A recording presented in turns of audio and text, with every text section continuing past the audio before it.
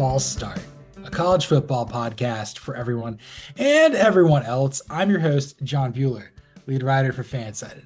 I'm joined today by a man who's doing better than Marty Smith, Javier Pavia, and presumably Rhett Lashley, Cody Williams, content director, fansided.com. It's been a day, it's been a night. We have no brain cells left. How are you? One Pavi is doing good tonight. That's all I can confirm at this point. I'm doing good, man. It's been a fun weekend of college football. How you doing? Pretty good. I saw that it was a Javier Pavia got arrested for the second time this season. Look, man, you can take the man out of New Mexico, but you can't take the New Mexico out of the man. Maybe that's why Wisconsin doesn't have the stones to hire Jason Eck. That's right, 100%. They're a little worried, and frankly, they should be. You know what? He's been hanging out at the Allsups too much. That's right. You cut him up and he bleeds turquoise, and they're not ready for that, dude. But not even a little bit, man. He's gonna show up to his like an introductory press conference with a bolo tie for sure. The poncho, man. Yeah, I'm addicted to getting high on this elevation, brother. That's right. And before we begin here, be sure to hit that like button, smash that subscribe button, like Rob got us to 50. I'm so proud of you. That's Thank you right. for making this dream imaginable. We even got like a little thing on YouTube in the back that said like, congratulations, you got 50 subscribers. It's been a long time coming, but you know We've been what? stuck on 49 for forever, man. It sucked. It was about as cool as what Lane Kiffin's putting us through right now, man. That's right. We'll talk about that more tomorrow, but like that, yeah, the Ole Miss spirit called him a hoe. He's Unbelievable stuff, man. kind of being a hoe right now, to be honest with you. He's been on Lane Kiffin to watch for something like 16 hours. It's so dumb. No, 100%. Like when you say that he's being a hoe, it's just because he's keeping us up. Like the Ole Miss spirit, they meant it in a much different context, that's for sure. Yeah, it's, Lane's middle name is Ratchet, apparently. That's right. Oh man. But we're gonna, it's 3 yards in a cloud of punt after rivalry week, and we should probably talk about some football. So let's Yeah. let's uh let's start with running, man, and we're gonna break it down a little bit differently tonight. We're gonna run with teams that are locks in the college football playoff, but we're gonna separate into two categories, and then we're gonna talk about teams that are out of the college football playoff, and then kind of go on the bubble and talk about those teams. So that's kind of how we're gonna do the Yes. run, pass, punt tonight. But for the first run, we're talking about the locks, and got to start with Georgia, who clean old fashioned hate. It was ugly as that game tends to be. So dumb. So it's a very dumb game, but also like even with the score being close, I never felt like it was out of hand. Like it felt like Georgia controlled most of it. It was great until Drew Bobo had went in a walking boot and scared the Yeah. hell out of everybody. Everybody kept talking about how great Haynes King was, and I'm like, he's got darker circles under his eyes than me, and couldn't find the end zone even one time. Yeah. Zachariah Branch could. People were all mad about Gunnar Stockton.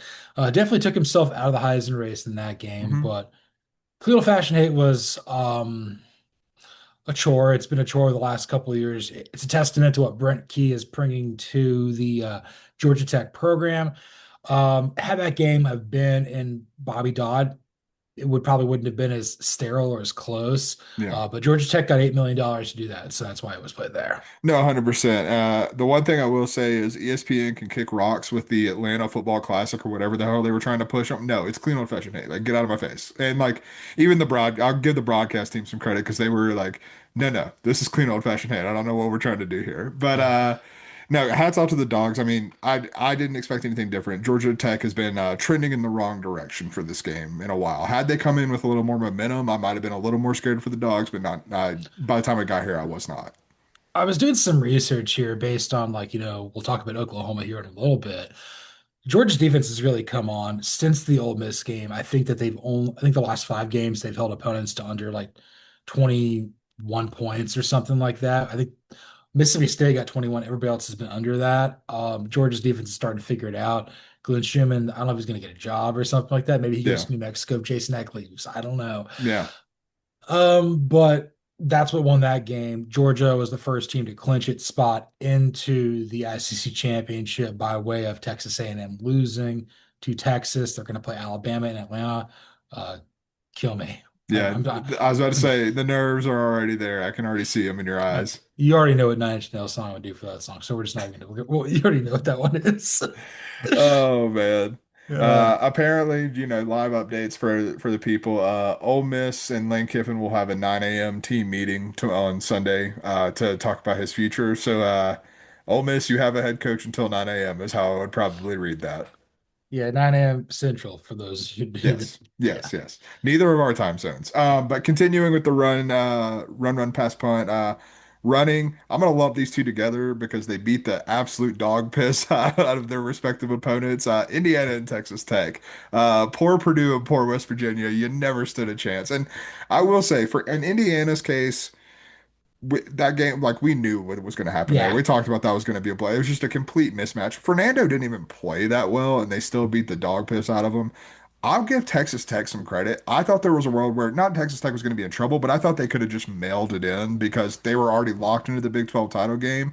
And instead, they outgained at West Virginia by almost 400 yards. And so, like, two dominant teams, like finishing it off on a dominant note.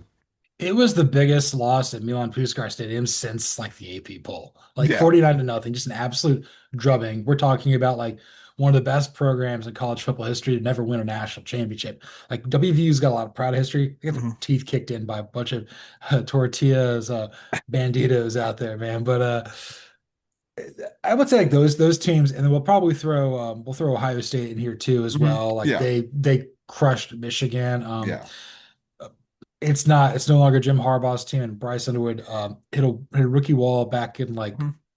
back about like what when fall started, so September Yeah. 22nd. That's when he hit that wall. But these four teams we talked about in the pre-production here: Georgia, Indiana, Ohio State, and Texas Tech.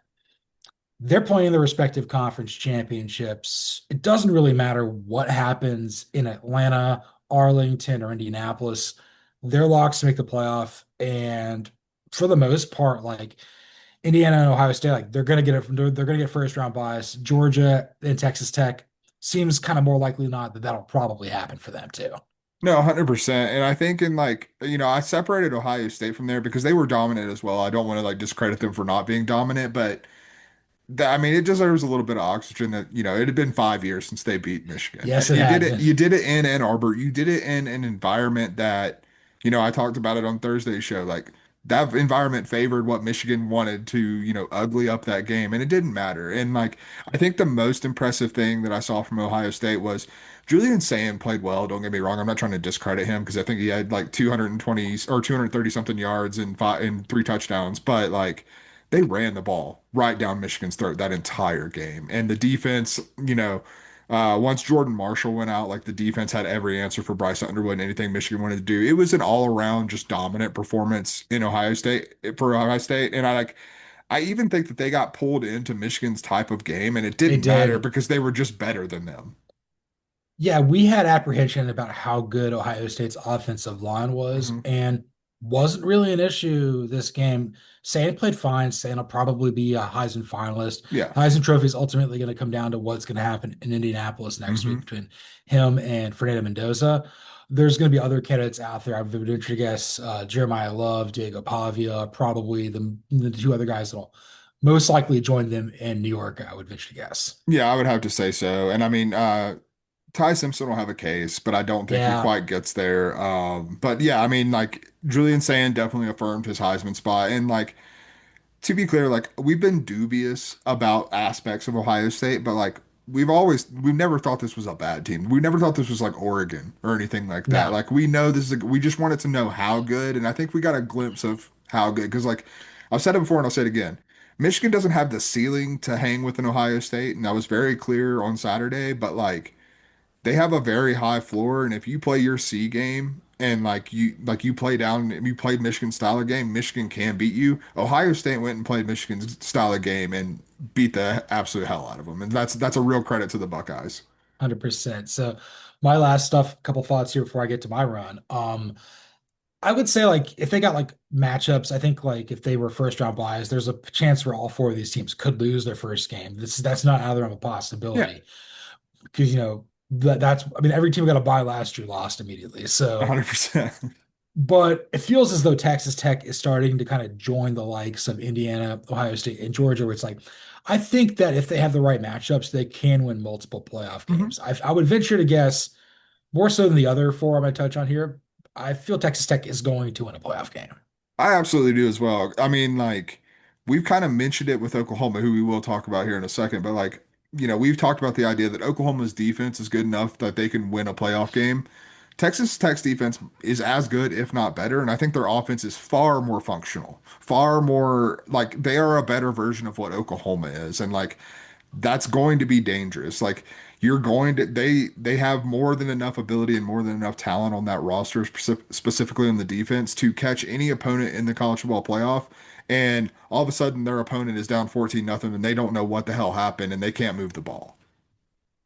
100%. So Indiana, Ohio State, if you lose next week, you're still going to be a top four seed. Georgia or Texas Tech, if you lose, you're still going to be a top 8 to 10 seed. You're Mhm. you're in the playoff field, guys. Congratulations. 100%. Let's talk to some teams we're running with, but Yeah. we're a little more dubious of. Yeah, I'm going to run with these next four teams here. Teams that are playoff locks, but we have some questions about. That would Mhm. be Oklahoma. That would be Ole Miss, Oregon, and Texas A&M. A lot of O's in Texas A&M. That's right.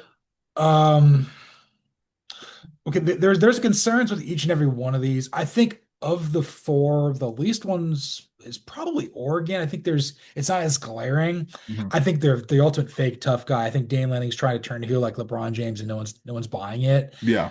They're the one team I think of these four, like they could get upset, like is like in like a 6-11 or 7-10 pretty easily.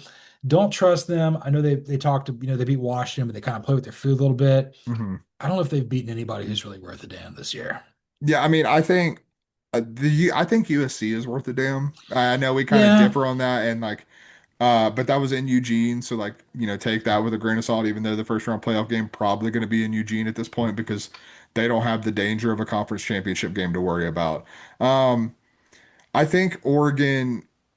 I think like I guess the best way thing I can say about Oregon is I wouldn't be surprised what happens either way. And like that's like I feel differently. That's the only team I really feel that way about is like if they were to go out and get upset and lose by 10 in their first round game, it wouldn't surprise me. If they were to go out and beat whoever they're playing, like even if it was like an Alabama and Alabama comes to Eugene and they beat Alabama by 17, it also wouldn't surprise me because they're talented enough to be able to do that. Like the talent is there.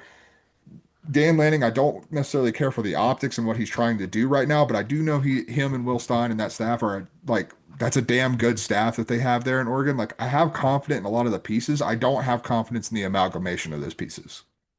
Yeah, they could win three playoff games. They could also lose at home in the first one. That's kind of Yeah. what so much variance there. But like they took care of business. They're 11-1. They're in. There's no Yeah. doubts about that. Oklahoma, we don't know if they have an offense. Actually, as a matter of fact, we know they don't have an Yeah, offense. we They know they have don't, man. they It's have not what good. they have Satania, and that's about it. John Mateer, money line had some money on LSU today. Like this. Danny Cannell had a tweet, if he always does. He says, like, are we sure we want them in the playoff? The defense is fantastic, but this is like a mid-level MAC offense. And Yeah. then David Pollock comes from the top rail with the olive skin and the teeth, being like, they have the best defense in the country. They definitely should be in there because of course David Pollock would say that. But like, Yeah. I don't think anybody wants to play the defense that Oklahoma has, but I think everybody they pretty much play in the playoffs is gonna beat them. Yeah, I mean they're like I still think that the defense can win them a playoff game. Like I don't think they're incapable of it, but like yeah, the offense is like bad. Like their offense is like a college version of the Jameis Winston Bucks right now. It's just throwing it up. Like and just praying that something good happens and sometimes something good doesn't happen and something bad happens and like it's just it is a coin flip every time you throw the deep ball with John Mateer, man. He's coming back, or I think Dakota Gregory's moved on to JKS. Dakota Gregory moving on from a quarterback. It's a tried and true move there. He woke up today. He's like, I can't have my son watch game day with me anymore. It's leaving a bad impression on him. Oh man, they're dropping more curse words than false start. That's for sure. Hell yeah, man. And then there's Ole Miss, and it's the Lane Kiffin of everything. Yeah. You mentioned already that it's looking like there's gonna be a team meeting at 9 Central, probably looking like he's gonna leave. Um, I know people are saying like that, oh, he deserves to coach the team. No, if you want to go to LSU, get the hell out of town, dude. Yeah. And I feel bad for the players. And honestly, I can't believe he's doing this. This is so optically terrible. Like this is probably worse than LeBron taking his talents to South Beach. Like you don't Yeah. come back from this, dude. Like no one's gonna root against you. You're going from like Ole Miss's to secondary rival. They Yeah. hate you. Like this is not the money's all equal. And you believe you can't win a national title at Ole Miss to go to LSU. And again, this isn't official. This is where it's been leaning. What are we doing here? I don't understand this. Now, I mean, to the crowd that says he deserves to coach a college football playoff game, I think it was Stuart Mandel that had the best point I've seen on the matter, which was, yes, he said something to the effect of, and this is paraphrasing, I don't have the tweet in front of me, but like, how many like, big business ventures do you see the CEO leave to go to a competitor, but say, hey, let me finish out this work week before I do that? Like, you know what I mean? Like that doesn't happen. That's not how the working world works. And college No. football is the working world, man. Like, get out of my face with that. But like, if Lane Kiffin like does stay at Ole Miss, then I would be almost inclined to move Ole Miss to the first run tier, where I'm confident that they can win several playoff games because I think this is a damn good football team. But you remove Lane Kiffin from the equation and like you kind of just throw everything for a loop because the writing's kind of been on the wall that if he does go to LSU, Trinidad Chambliss probably going with him. Does he even play in the college football playoff or does Lane Kiffin ask him to sit out? Like, do we don't know the answer to that. And so like it adds a lot of questions to Ole Miss that are currently not there if Lane Kiffin, continues to coach them. Look, we know his brother Chris is going to go with Lane wherever he goes, Yeah. but like, does Charlie Weiss Jr. follow him? Does Pete Goldie follow him? Does Joe Cox follow him? Does was Joe Judge on the staff? Do they all follow? Yeah. Like, and at that point, like, who's coaching your team? I mean, Yeah. that's why you just gotta stay, man. It's Like, this is such like a weird spot. Like it is such a. I feel bad for every one of those Ole Miss players. Like I truly, truly do. remember when God, this is a long time ago. Luke Fickell was up for the Notre Dame job at Cincinnati, Yeah. and he didn't go, and he still got his. I think he lost like what 28-6 in Yeah. the Cotton Bowl, Alabama, back in 21. But like that was the right call. Eventually, he did leave, and if Kiffin wants to leave, that's great. It's like I don't understand why you want to go do this because like haven't you grown up a lot since dinner? Didn't you become the best version of yourself in Oxford, Mississippi? Go to Baton Rouge, just I mean that place has destroyed its last three head coaches. Like, do you really 100%. want to go there? Yeah, I mean Like, it's definitely a risk, man. It is like I still maintain like LSU is one of the best jobs in the country, but like it for Lane Kiffin specifically, it is a huge risk. it's a great job. I don't think it's on the same level as Alabama or Georgia or Texas or Ohio State. I don't think it's even remotely close to that. It's like, I think it's like the top of the second tier. yeah, but there's a little more toxicity to it now than I think Well, yeah. people would give it credit. Like, That's why it's top of the second tier. If the toxicity wasn't there, it would be up in that first tier. yeah, I think Oklahoma's a better job than right now. Possibly. Yeah, I could see Possibly. that. They're not saying wrong. There's levels to this, but like, and then there's Texas. I'm old. We're old enough to remember how the Oklahoma fan base reacted when Lincoln Riley left, and so I can't say that there's not any toxicity in Norman, Oklahoma. You know what? That's true. They're called the Sooners, man. They ran that land. They left before they were supposed to. That's right, 100%. And obviously the Texas A&M of it all. I'm gonna put this ball on a tee. I'm gonna let you take this off, man. Yeah. So Texas A&M finally played someone in the SEC, and lo and behold, they lost by 10 points. Who could have seen that coming? Oh, me. I've been talking about it for a effing month, brother.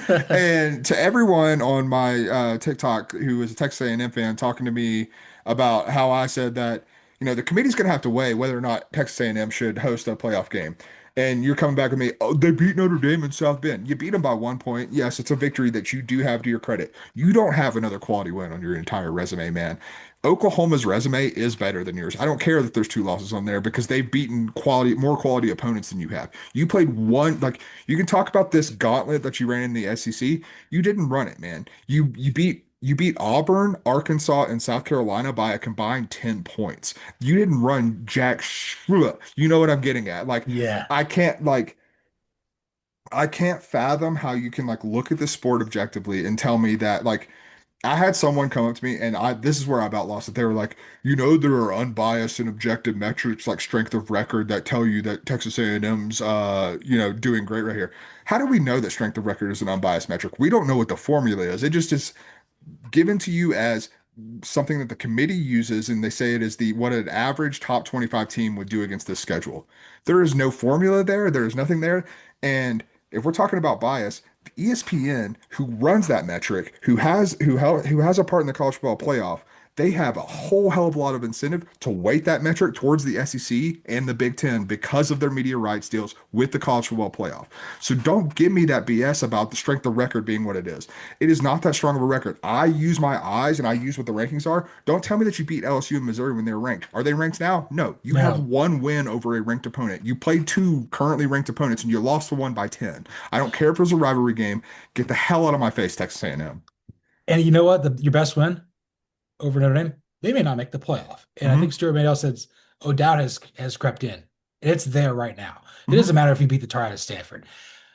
Miami beat the hell out of Pitt. Miami beat you. Miami has, I think, a little more ground to get in than Notre Dame right now. Yeah. Just a little bit more, but not by much. We'll talk about that here later. But like Texas A&M, what did Jesse Palmer teach me during COVID? Never trust Texas A&M, and I didn't. And then we picked Texas and Lonestar. I didn't do hook 'em because I didn't want my hands to fall off like the Yeah. plague. But like And I it's a fully understand it. And like the funny part about the TikTok comments is that they kept accusing me of being a Texas fan, and I'm like, brother, that's not true. That's just not true. I'm a North Carolina fan, and I hate every minute of it. So people just assume that like when you say something bad about their team, you're a fan of the other team. Like, no.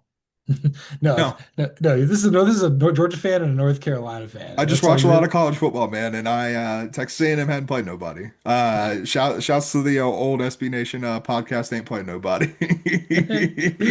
No, they ain't played nobody. So, although Oklahoma, Ole Miss, Oregon, and Texas A&M are all locks, Oklahoma with two losses, Ole Miss, Oregon, and A&M with one. You're not playing next weekend for reasons that for self-inflicted reasons. 100%, all self-inflicted. And to the before I go on to pass, the reason Texas A&M is not playing in the SEC championship game with one loss is because their conference schedule was soft as baby shit. I'm sorry, like that's literally what it comes down to.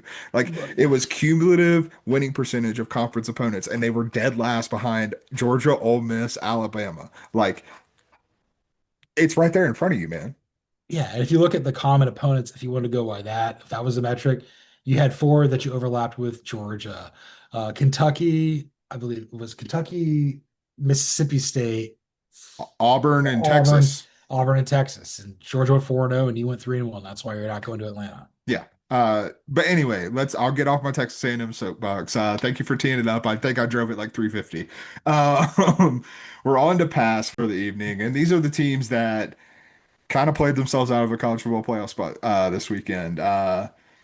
Georgia Tech, not necessarily this weekend. We'll start there. They lost clean old-fashioned hate, and they needed a hell of a lot of help to get into the ACC championship game today, and they didn't get it. And I'm not going to spend too much time on it. If you wanted to be in the ACC championship game, you should have beat NC State. It's pretty much Yes. that simple. Yeah. Georgia Tech needed a lot of help there. They lost three of the last four games. Yeah. And the one game they won, it was over 2-10 Boston College team by 2 points. So, Shouts to the uh, Eagles though for picking up a conference win today. I'm proud of them. yeah, Fran Brown.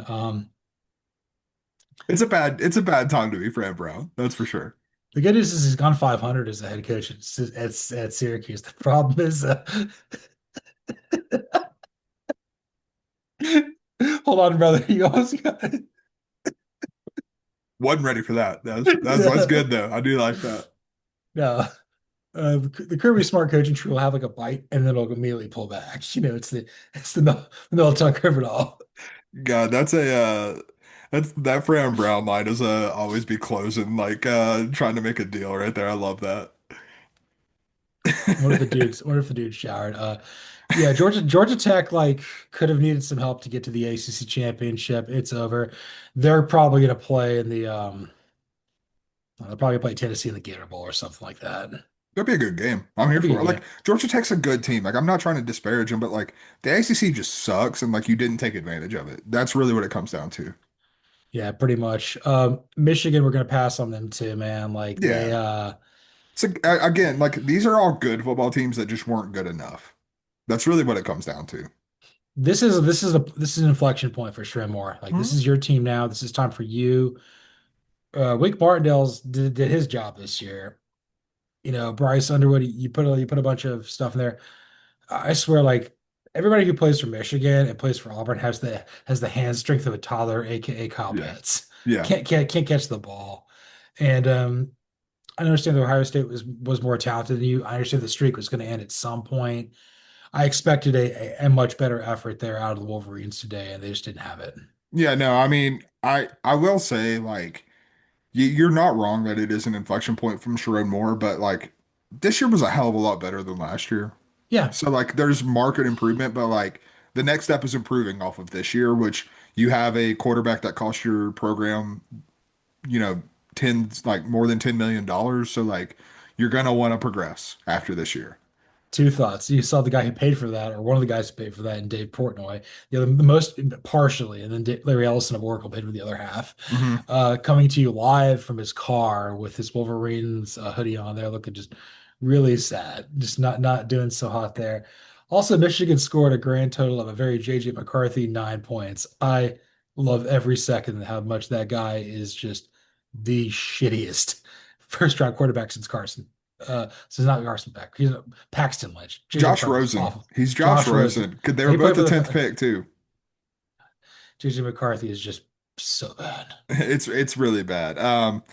We'll go to the next team that's not that bad. Navy, like Maybe. like you lost tiebreakers to North Texas and Tulane. That's why you're not playing for the American title game. But that was your only path in. But shouts to playing the lone Thanksgiving game that we had in college football and upsetting Memphis to keep yourself alive, man. Like Navy's a good team, but it is impossibly difficult for one of these service academies, whether it's Navy or Army or Air Force in the Mountain West for that matter, like to get to a conference championship game. Like it is just you're fighting an uphill battle to begin with, and like to get this close is a real testament to Navy. Well, also the fact that Navy's got to play Notre Dame every year, and Mhm. that's a guaranteed L on there. We were dubious about them moving on from Kinui Matal, although in promoting Brian Newberry from within, looks like that's worked out a lot better. Yeah. Cannon's not having a good time there with the Coyotes and No. in a Spartanburg Bay Area, and then Newberry's probably gonna get the shipment to 10-2. 100%. And they got the like Army Navy is going to be good. They're going to be favored in that, and they'll be in a quality bowl game, I would imagine. So like it's Navy's keeping on rolling along. I feel bad for Pitt, if I'm being really Yeah. honest. Mason Heinschel got absolutely rocked in that inning against Miami, which Miami's defense is certainly capable of. And then Miami just took off running thereafter. Like it looked like we were going to have a good game until Heinschel went out. Yeah, it was like basically when Bane broke Batman's back in that cave. Yeah, 100%. Yeah, yeah. I wonder what we break first, your mind or your body, and it was his body for sure. I wasn't born a doctor. I wasn't born a doctor. Damn. SMU couldn't make a field goal. It could have been so much simpler there in the ACC. Couldn't beat Cal with Nick Rolovich, the master wonder Nick Rolovich. I for- I forget about Nick Rolovich, man. Oh The, God. the fact he's coaching at Cal is like unbelievable. Yeah, not what I expected to see in Cal getting the winning season. We love that. Yeah, I mean SMU, it felt like we kind of talked about it. I mean, it really came down to like kind of what we talked about coming into the season. Like it felt like they were a worse version of what we saw last year, and they came up just short of where they were a year ago. Like I I know that's really oversimplified, but that's literally what we just watched happen. Yeah, I really thought they could do it, but like just the sad look on Rhett Lashley's face after the field goal. It was like it's like the I'm not mad, I'm disappointed. That kicker had the same look on his face as the kid who tried to kick the field goal in Ann Arbor, who had never kicked a football before. Pat McAfee put $1 million on the line, and that kid was like, "All right." A lot of nerds go to that school, man. 100%. Apparently, he didn't even go to Michigan. He was just a Michigan fan. So cool. That's We got to vet these kids, man. We got to vet We them. do. We gotta get a better vetting process. That's what we're going for. Yeah. Um, Just an Eddie Vedder in the dorms. Just go get that's them. It's right. just a hostage situation. No, this Pearl Jam concert. Oh, the air, the way far. Or I'm still alive. And but these two teams are, man. USC and Utah. That's right. USC is kind of, I can't believe they were still technically alive for FPI. They beat UCLA, but obviously the Oregon loss too much to overcome. Right. But they had the Michigan win though. I think that was kind of their Yeah, thing. they have the Michigan win. I mean, again, much honestly very similar to Michigan. Like, I think this is a big step in the right direction. And like the UCLA game was hairy there at the start, and like I was like, Lincoln, you're about to ruin all the goodwill that I feel like you built up this year. But he pulled it together, and I do think this program is truly heading in the right direction. Like think he finally has his like finger on the pulse of what he needs to do to have USC to succeed. But he did there was a lot of damage when he took over the program, and Caleb Williams masked some of that damage, and now I think they're finally triaging it and getting things going the right way. Yeah, I said that he wasn't going to make it through the year. I was wrong about that. But what I saw the first 3 years out of Lincoln Riley at USC, I had my reasons for that. Yeah. Never going to win a national championship. Just even though he does run the football, Josh Heupel, take a page out of this guy's thing. You've just become just a marshmallow cream puff of a coach. Tennessee, like everyone's like throwing Tim Banks. People are mad there at Neyland today, dude. They're just mad at the Pavia family though. That's okay. You know what? And then Utah, I know that they're 10-2. I know that Yeah, they beat Kansas, but like Kansas, come on, it's Kansas. it's just Not Kansas, man. not here. Not from here, from Kansas. That's right. No, I mean, Just like I think like Utah losing to BYU and Texas Tech wrote their fate. That's really what it boils down to. But I will say, like, Devin Dampier is probably coming back next year, and it's going to be those same three. I would forecast that it's probably going to be those exact same three teams fighting atop the Big 12, especially if Arizona State loses Sam Levitt, like it seems like they might. Like, I think it's probably going to be Utah, BYU, and Texas Tech battling for the Big 12 again. Yeah, there's a chance maybe Texas Tech pulls back a little bit. I would venture to guess BYU is going to be really good again next year. Yeah, I mean, Bear Botmeyer's a freshman, and then but my thought with Texas Tech is with how they spent the portal to build this roster, they're Yeah, probably going to do it again, and I would venture to guess that they probably spend some money on a quarterback, so the offense might improve. yeah, I think this is like Morton's. This is Morton's last year. I would venture to guess Yeah, probably, but whatever. It's cool. They're all figuring it out here, and let's get out of here with some punt, man. I'm ready for this. we're My we're we're brain's like Iowa out here with how we about to punt, brother. yeah. We're about to Iowa punt. We're gonna punt 12 times here. That's right. There's 1, 2, 3, 4, 5, 6, 7, 8, 9, 10, 11. There's 12 teams that are still vying for one of four playoff berths. In Mhm. alphabetical order, they are Alabama, BYU, I guess Duke, James Madison, Miami, New Mexico, North Texas, Notre Dame, Texas, Tulane, UNLV, Vanderbilt, and Virginia. Mhm. We said we're going to be concise here, and we'll just try this. Alabama is playing Georgia in the SEC championship. If they win, they're going to be the number 3 seed, basically behind Yeah. whoever loses in Indianapolis. But if you lose to Georgia, even though you beat them before, you're 10-3. You were already at the cut line now. Does that knock you out? And there, I don't think it will, but if it's by margin, maybe it does. Yeah, I mean it's definitely a game where you want to show up in. Like for sure, you can't no show the SEC championship game. Not that I'm afraid that Alabama is going to no show it, but they're almost comfortable, but they're not quite comfortable. I'm just going to share this that Brett McMurphy just put out. This is Oh this is ridiculous God. about Lane Kiffin right now. Lane Kiffin is essentially demanding to finish the season with Ole Miss while simultaneously threatening to poach Ole Miss's roster and staff if he can't. It's unfortunately gotten even messier than expected as emotions are high. Never change, Lane. Never change. Uh, Hell yeah. Hell yeah. this is nastier than the breakup of Guns N' Roses initially. This is not. This is incredible. I'm here for it. I love it so much. So we would eventually get say Alabama's probably in, but it's not a guarantee like the other four, the other eight Correct. teams. Yeah. I mean, like, there is a world where Alabama gets left out. Like, if Georgia comes out and wins by 30, yeah, you're probably leaving Alabama out of the playoff field. Which I think parlays nicely to the next one. BYU is 11-1, and their only losses to Texas Tech. They got their ass kicked in Lubbock, but they're going to be playing it in the neutral site next week.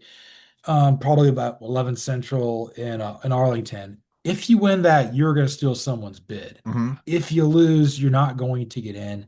But if you do win, you're going to steal Alabama's bid if they lose. Yeah, 100%. And I think there's a world where if you lose close, like say you lose by 3 points, Yeah. and Alabama loses by a lot, I think BYU might still have a chance to sneak in there. Yes, I don't know what their FBI percentage is. I would say it's probably sub 50, but Hmm. like they have a shot. 100%. Absolutely. And I mean, it's a good BYU team. Like I'm not they probably deserve a little more credit than they're getting. I would probably like if it was me doing the college football playoff rankings, I'd probably have them in over Notre Dame. But here we are. I think that's gonna be interesting what we're gonna do on tomorrow's show for Monday. And then there's Duke. Duke Mm. was dead. Duke is 7-5. They beat Wake Forest, who's decent. Hmm. Really great first year there for Jake Dickert there to Winston-Salem. Yeah, But 100%. Manny Diaz is one hell of a coach. It was kind of disjointed there with Darian Mintz at quarterback for a while, but they're kind of figuring it out. They're going to play Virginia and Charlotte, and if they win, they're not going to make the playoff, but like They it'll be they weird. might. We're really gonna put the committee to the test if Duke wins the ACC championship game because like your choice is do you put five loss Duke in the college football playoff or do you put two G5 teams in? Because the college football playoff doesn't want to do either of those things, which is like that's what I'm rooting for personally, just because it's the funniest possible outcome. I do think Virginia is a sizable favorite in that game, Oh, but they as they like, should be. They're a way better than Duke, but like we also just watched SMU to lose the cow. So it's the ACC, man. it's the ACC, man. One of the teams that might take Duke's spot if they win the ACC in the playoff, that would be James Madison. I believe they are playing Troy in the Sun Belt Championship. They are 11-1. Their only loss, I believe, is by 14 points at Louisville, Hmm. which Louisville kicked the tar out of Kentucky. Like It was, I mean, James Madison also kicked the tar out of Coastal. I don't know if you saw the score of I that one. It did. was It's like 59 to 10. I was writing this for Big Red Louie, man. Like Miller Moss is explaining, like they had like the fifth and sixth string running backs running for like a combined 260 yards because they just put Prevent there in Kentucky, who was 5-6 in a rivalry game. You could have gone bowling, but like Hmm. it's I it's the Mark Stoops era needs to end, man. Yeah, It's and it's run its course, that's for sure. yeah, John Summerall is not coming. Just Hashtag not coming. not coming. No. But James Madison, if you win the Sun Belt, you're probably right behind the winner of the American between North Texas and Tulane as the second team out of the group of five, assuming if Duke wins. Chances of James Madison getting in are decent. I would say I'd probably give him like, 20-25% chance of making the playoff right now, which I think is you'll take that if you can be Troy. 100%. You're still very much alive. You're very, like, no offense to Troy, you were very clearly the best team in the Sun Belt. I don't know what the line is, but I would assume that they're probably also sizable favorites. And the Dukes are probably rooting for Duke. Yeah. That's probably the way it's happening there. Duke's rooting for Duke. You don't like that. And Miami, Nicole Auerbach had this out there from NBC Sports, and she was like, So just rewrite the rules. Don't put Duke in the ACC championship. Have Virginia play Miami, which yeah, honestly I think would be a better game. yeah, 100%. Miami is probably one of the two teams here that I think gets screwed by this the most. Not the most. We'll talk about that team here in a second, but like I don't know, you beat Notre Dame. You Yeah. beat And I mean your losses aren't very good, but Yeah, I mean, one of your losses got made to look really like a lot worse tonight because SMU just lost to Cal. Once again, we need to reiterate that fact that that happened. yeah, that's Miami's I, I don't think that they're going to make it in, but also the doubt has creeped in with Notre Dame too. Yeah, 100%. But like they're going to be there. Mario is saying like, it's a wuss if you complain about bad weather. I'm like, man, can you even spell weather? No, he cannot. Not at all. No. He doesn't think it's a homophone. He just thinks it's the same word. 100%. And like I said to you pre-production, like I have a really hard time justifying like Miami getting in personally. Like I have a hard there are multiple teams on this list that we're going to talk about that like I just think should be ahead of them. That's not even necessarily talking about Notre Dame either. But like No. I think Alabama and BYU, who we've already talked about, are firmly ahead of them. And then there's one other team that I think is also firmly ahead of them. And then there's one that I also think has a case to be firmly ahead of them as well. Yes. And I don't think any of those teams are New Mexico. They are not. But New Mexico's 9-3. And because they beat who did they San Diego beat State, they beat the San Diego Aztecs. State, they beat the Aztecs. And with UNLV winning, it's a four-way tie in Mountain West play at 6-2. Boise State 6-2, New Mexico 6-2, San Diego State 6-2, and there's four of them. And the fact, yes, New Mexico, San Diego State, Boise State, and UNLV. There you Thank go. you. Yeah, there we go. Okay. I was like, I only got three in my head. I can't think of the other one. But I think Boise's 8-4, and the other three are 9-3. Hmm. So it's going to come down to like metrics, Hmm. and they're going to figure this out at like 9 o'clock your time tomorrow morning. An hour after Lane Kiffin, whatever they're going to do. They're gonna like bury the like Sunday news dump it right after Lane Kiffin's press conference. So I looked this up. So of those four schools, Boise State has no chance because they're 8-4. It's like Duke effectively. It's not Hmm. in their favor. And then San Diego State, I think, has like the loss to New Mexico, which Right. I think hurts them. Whereas New Mexico and UNLV have like less than 1% to do it. But like if it's those two playing each other in Las Vegas or whatever the hell, I don't know, it's probably a neutral site. That's how they go. It's probably Yeah, somebody somebody I else's think it is stadium. in Las Vegas though. I think they do play at the Allegiant Stadium, if I'm not The mistaken. Roomba. Yeah, Yeah. the giant Roomba. But if you win that game and you're 10-3, you're gonna need some chaos. You need Duke to win, but Hmm. like maybe you get in, Yeah, I probably mean, not, but yeah, whatever. it's unlikely, but at the same like I think that leads us nicely into our next team, which is North Texas, which I Yes. think North Texas is interesting to me because much like JMU, I've thought that they've deserved more respect than they've gotten for most of the year. Like the committee keeps ranking Tulane, even though North Texas has a better record than them. Like it doesn't make a whole hell of a lot of sense to me. Um, and you have this North Texas team that the committees doesn't seem to respect, and so like New Mexico should be rooting for North Texas because that's going to work in their favor. They should be rooting for Troy because that could potentially work in their favor. They're going to be rooting for Duke because that's going to work in their favor. I think North Texas would probably still get the nod over New Mexico. That's why you would want Troy to win because I think New Mexico might have a chance of getting in over Troy, might have a chance of getting in over Duke. Problem with North Texas is, do you beat out James Madison? I don't know. Their loss to South Florida was by margin, Yeah. whereas JMU's to Louisville was much closer. Yeah, 100%. The G5 is going to get messy, and it's going to get even messier if we have two teams that we have to get from the G5 in there. Also, is Eric Morris even going to be coaching in this? Like, I know Yes, he's that been, I do remember that was a big thing when he got hired at Oklahoma State is he negotiated that he wanted to finish at North Texas, which to be clear is a different thing than what Lane Kiffin is doing. He like yeah. North like Oklahoma State is clearly a better job than North Texas, but he wants to finish what he started that got him the Oklahoma State job. Lane Kiffin like that's not the same thing. This is the best season North Texas had since like Mean Joe Green played there. Yeah, Like, even before, I'm pretty sure it had been like 60 something years since they had been ranked in the AP top 25. and you're on the precipice of winning the best Yeah, the Group of Five conference yeah. championship When playoff. like that's sick, and they're also one of the most fun teams in college football to watch. Yeah, there's North Texas is wild there. Notre Dame, we've talked about them a little bit too. They've won 10 in a row. It'd be interesting to see how we view them at the end of the day here. They've been above the cut line, but the doubt has creeped in. We'll see how we rank them. I still think that like also this join a conference, guys. You're killing the ACC. You're poaching. You're you know what? Lane Kiffin, go effing coach there, man. He, I I can't don't even think know of if a you're. wor I can't think of a worse fit, but yes. We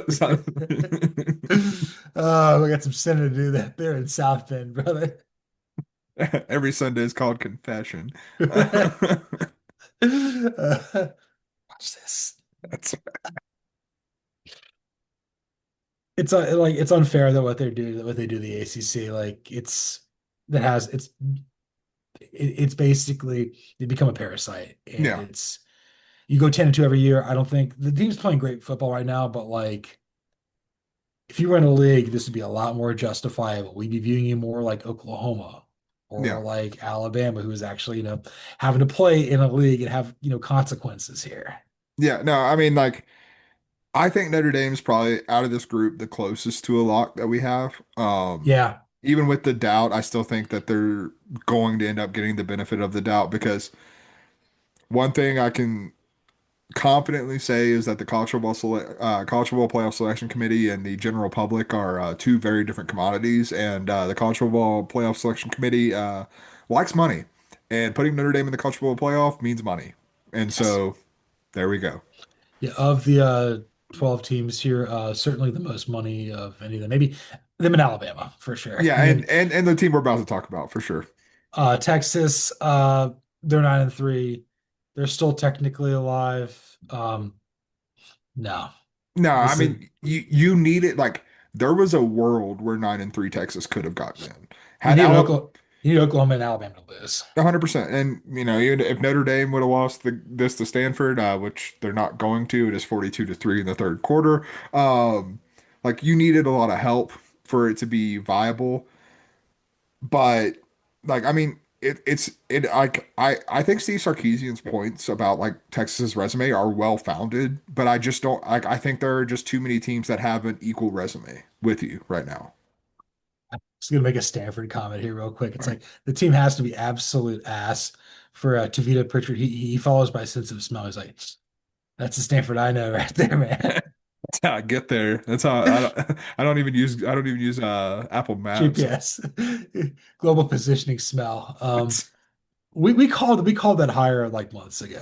100%. And I'll give you credit. It was definitely more you than me. I liked the hire. I liked your idea, but that was definitely you that pulled that out. That's you know what. That's cool, man. I like being smart. We are smart in here, and you gotta be smart and you party and you get a Tulane. Hmm.